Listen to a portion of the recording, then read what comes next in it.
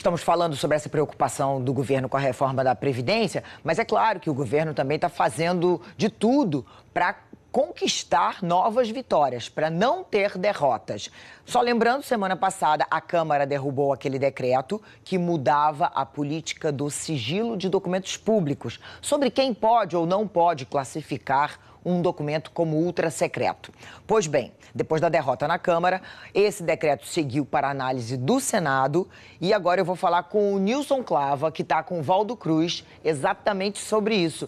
Nilson, já cumprimentei. Valdo Cruz, boa noite para você. Queria começar falando com o Nilson. O governo, claro, quer garantir uma vitória, quer evitar outra derrota aí no Senado, né?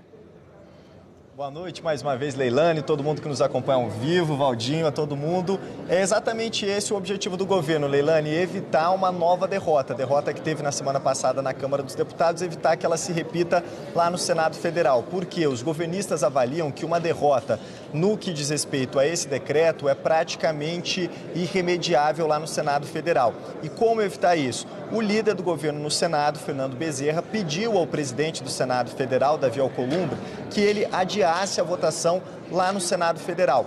E aí negociou junto ao presidente Jair Bolsonaro que houvesse a revogação desse decreto para que não precisasse ter essa votação lá, onde, mais uma vez, o governo sairia derrotado e está praticamente certo essa revogação do decreto, né, Valdo?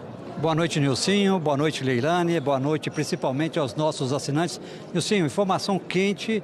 O decreto revogando aquele decreto publicado, que inclusive foi assinado pelo vice-presidente Hamilton Mourão, quando ele estava na interinidade. O presidente Jair Bolsonaro estava em Davos, quem assinou foi o Hamilton Mourão. Esse decreto, a revogação desse decreto já foi assinada pelo presidente Jair Bolsonaro, vai ser publicada amanhã no Diário Oficial da União. Inicialmente, Leilane, Nilcinho, o governo estava pensando em fazer ali uma demonstração de força no Senado. Acreditava que no Senado ia conseguir um resultado melhor do que obteve aqui na Câmara. Aqui a Câmara aprovou por 367 votos a favor da revogação do decreto. No mesmo dia, a urgência e o mérito, né? Foram Exatamente. Duas derrotas civis. A urgência que foi registrado 366 votos a favor da revogação desse decreto. Depois veio a votação do mérito, aí foi simbólica, e aí o governo queria dar uma demonstração de força no Senado.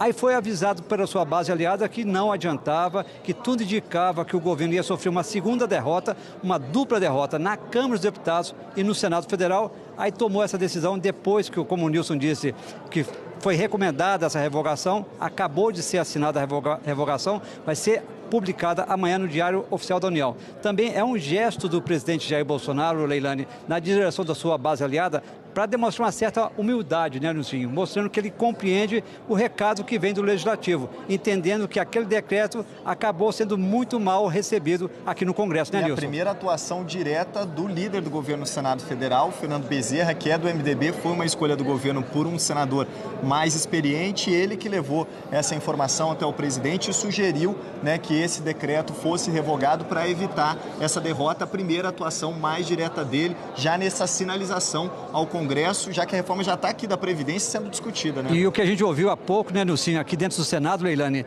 é que a situação do governo lá no Senado, assim, em relação à montagem da sua base aliada, está mais bem encaminhada do que aqui na Câmara dos Deputados. Situações muito diferentes, né, Valdir? Exatamente.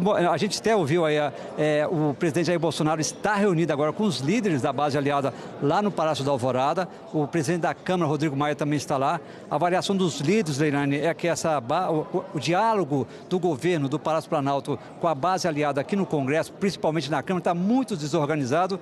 E os líderes estão sugerindo que Bolsonaro precisa empoderar o ministro da Casa Civil para que ele tenha poder, né, Nilson, para quê? Distribuir emendas, distribuir cargos.